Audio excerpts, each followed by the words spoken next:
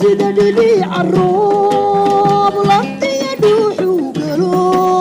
dhareerahani run sheeg jacayl dhababaan wada